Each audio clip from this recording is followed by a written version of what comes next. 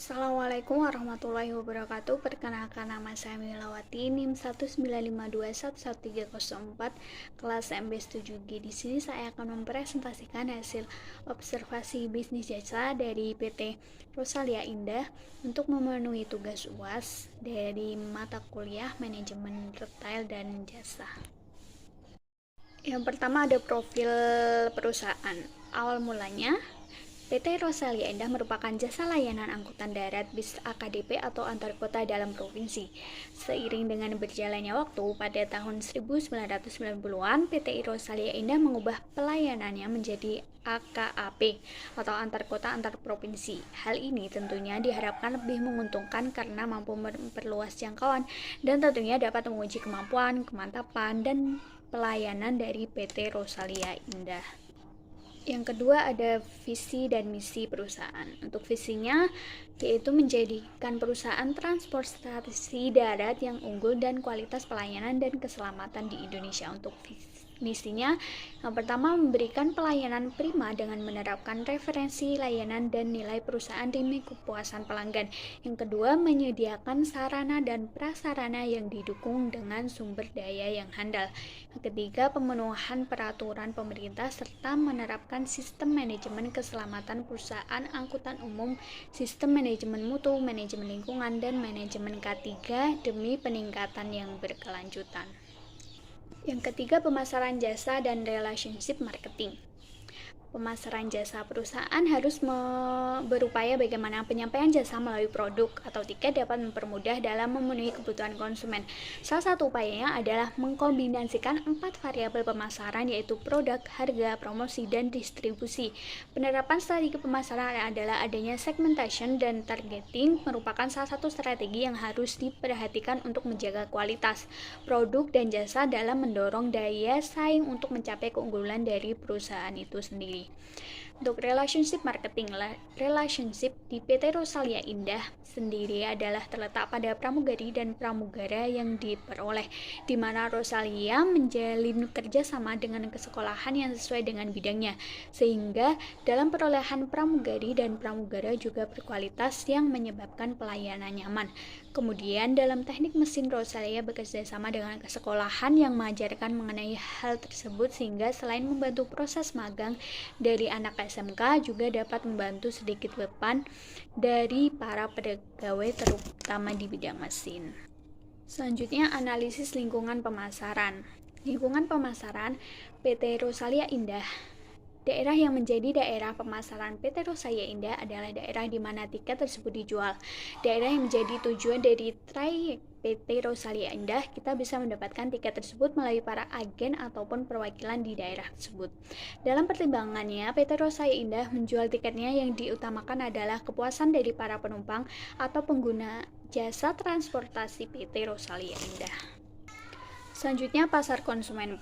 Pasar konsumen adalah pasar yang dimana pembelinya adalah individual yang membeli produk untuk digunakan atau disewakan. Sehingga dalam pasar konsumen, Rosalia Indah telah mengembangkan usahanya dari yang semula berorientasi pada pelayanan transportasi AKDP menjadi AKAP atau antar kota antar provinsi yang lebih memiliki daya jangkau luas dan lebih handal.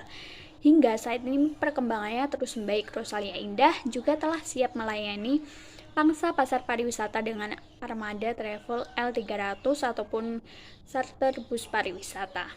Selanjutnya, perilaku pembelian. Terdapat hubungan antara tarif, kualitas pelayanan, dan kenyamanan pengguna jasa Rosalia Indah adalah mutlak, karena konsumen menganggap bahwa Rosalia Indah dapat memberikan tingkat kepuasan bagi konsumen. Karena pelayanan yang baik akan membuat para pengguna jasa transportasi tersebut akan merasa terpenuhi dan percaya terhadap tarif dan fasilitas yang disepakati dengan pelayanan yang diberikan oleh jasa tersebut. Di sisi lain, pengenaan tarif atau harga yang ditawarkan tidak terlalu mahal atau tinggi, bahkan disesuaikan dengan kondisi perekonomian konsumen tersebut. Dengan kondisi seperti ini akan menarik minat calon konsumen untuk menggunakan jasa transportasi Rosalia Indah. Dengan hal ini akan terjadi kesepakatan antara jasa transportasi dengan pengguna jasa transportasi. Selanjutnya, analisis pasar jasa. Perusahaan jasa transportasi Rosalia Indah diharapkan dapat dengan cermat membidik pasar sasaran yang sesuai. Hal ini menjadi alasan Rosalia Indah melakukan segmentasi dan penetapan pasar sasaran pada produknya.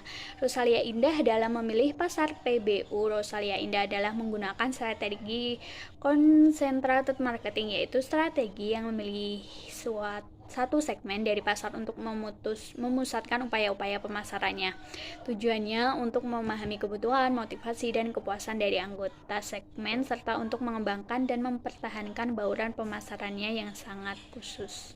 Selanjutnya, strategi penentuan harga jasa. Untuk bisa membuat penetapan harga yang bervariasi, PT Rosalia Indah menerapkan beberapa strategi sebagai berikut. Yang pertama, market skimming.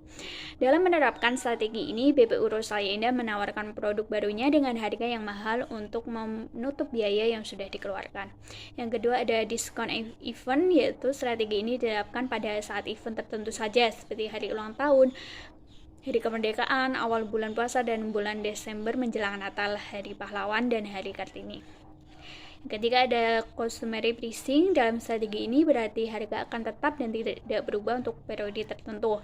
Periode yang dimaksud tidak harus bertahun-tahun, bisa selama beberapa bulan saja.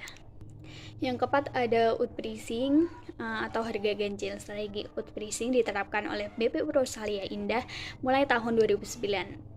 Strategi ini diharapkan bisa menarik konsumen lebih banyak lagi karena berhubungan dengan psikologis konsumen. Maksudnya, banyak orang beranggapan harga yang diganjil dirasa lebih murah dibanding harga yang bulat meskipun selisihnya sedikit. Yang kelima, ada periodic discounting. Saat penjualan tiket bus mulai menurun, maka BPU Rosalia menurunkan harga. Penurunan yang dilakukan antara 5.000 sampai 10.000. Periodic discounting diterapkan guna mempertahankan konsumen yang mungkin mempunyai pilihan biro perjalanan yang lebih murah.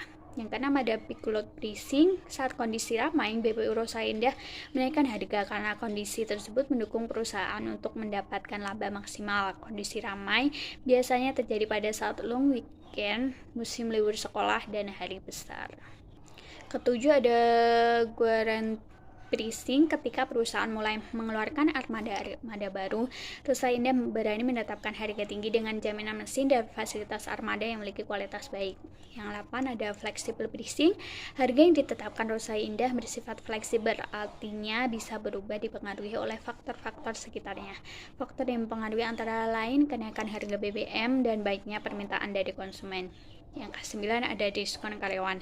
Rosalia Indah menerapkan strategi diskon karyawan. Strategi ini bertujuan agar seluruh karyawan bisa menikmati jasa perjalanan ini dengan harga yang lebih murah dari yang ditawarkan. Selanjutnya, strategi SDM dalam pemasaran jasa. Untuk penarikan tenaga kerja, di sini ada penarikan dan seleksi karyawan. Untuk memenuhi kebutuhan organisasi, perusahaan akan menyeleksi dengan cara pencarian dan penarikan sejumlah karyawan yang potensial.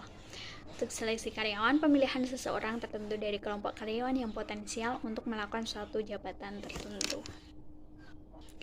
Pemeliharaan tenaga kerja. Supaya karyawan merasa tenang, aman, dan termotivasi untuk bekerja, maka PT Rosalia Indah selalu memberikan perhatian dan pemeliharaan terhadap para karyawannya, yaitu berupa memakan, bonus, tunjangan hari raya, pemberian bantuan kepada karyawan yang sakit, pemberian bingkisan pada hari raya, pemberian komisi pada karyawan yang bisa mendapatkan setoran.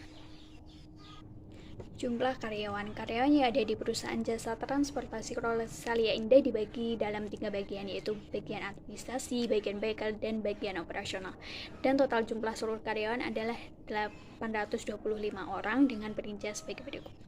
Untuk administrasi ada 89 orang, bengkel dan gudang ada 141 orang, operasional ada 596 orang. Selanjutnya, sistem bagian jam kerja. Untuk jam kerja yang diterapkan pada perusahaan jasa transportasi Rosalia ini ada sebagai berikut. Untuk bagian administrasi kantor dari jam 7 sampai jam 5. Untuk bagian garasi dan bengkel dari jam 7 sampai jam 5. Sopir dan kernet bus pada jam 3 sore. Untuk sopir dan kernet bus masuk kerja selama 12 kali dalam sebulan untuk perjalanan pulang pergi. Selanjutnya, sistem pengupahan tenaga kerja. Sistem pengupahan yang dipakai oleh perusahaan jasa transportasi Rosa Indah terhadap para karyawannya berbeda-beda. Untuk pengupahannya dibedakan dalam dua bagian, yaitu crew up. Sistem pengupahannya menggunakan sistem pembayaran borongan. Untuk staff, sistem pengupahannya menggunakan sistem pembayaran bulanan. Jadi yang menjadi dasar perbedaan pengupahan yang ada di perusahaan jasa transportasi ini adalah berdasarkan jam kerjanya. Selanjutnya, jaminan sosial. Selain memberikan gaji atau upah kepada para karyawan yang agar menjadi motivasi dalam bekerja, PT Rosa Indah juga memberikan uang makan, bonus, dan tunjangan hari raya atau THR. Selain itu, perusahaan memberikan jaminan sosial yang berupa pemberian pemakaian seragam kerja 2 kali dalam 1 tahun, tunjangan dan bingkisan atau hadiah pada hari raya, pemberian bantuan apabila karyawan ada yang sakit, pemberian uang makan, pembagian keuntungan tahunan, pemberian komisi kepada karyawan yang dapat memberikan atau memperoleh sarteran. Yang terakhir, menentukan kualitas jasa. PT Rosalia Indah berusaha mencapai tujuan untuk menciptakan dan mempertahankan pelanggan dengan cara memberikan kepuasan kepada konsumen. Dalam upaya menghasilkan dan menyampaikan jasa yang diinginkan konsumen, PT Rosalia Indah telah memberikan kualitas pelayanan yang memuaskan, seperti pemberian fasilitas yang bagus untuk setiap karakter bus sesuai kelas yang digunakan. Dari hasil observasi, terdapat 3 kekurangan dan 3 solusi dari kami. Diharapkan dapat diperbaiki. Yaitu kekurangan yang pertama, bus tidak datang sesuai dengan jadwal keberangkatan. Untuk solusinya, sebaiknya karyawan di agen penjualan lebih komitmen dalam memberitahukan penumpang mengenai keterlambatan yang terjadi. Apabila keterlambatan sudah terprediksi sebelum waktu berkumpul penumpang, maka agen dapat memberitahukan via telepon atau pesan singkat. Yang kedua, sopir dan kru bekerja dengan tidak on time. Untuk solusinya, sebaiknya komitmen sopir dan kru dalam mengikuti pelatihan minimal 1 tahun sekali. Pelatihan sendiri dilakukan untuk mendukung sopir dan kru agar lebih disiplin. Kekurangan yang ketiga yaitu fasilitas pengaduan apabila ada keluhan jasa kurang tersedia. Untuk solusinya, yaitu sebaiknya memasang stiker tentang informasi layanan pengaduan yang dapat diakses oleh penumpang apabila terjadi keluhan seperti nomor telepon atau SMS pengaduan. Sekian presentasi dari saya, kurang dan lebihnya saya mohon maaf. Wabillahi taufiq wal hidayah. Wassalamualaikum warahmatullahi wabarakatuh.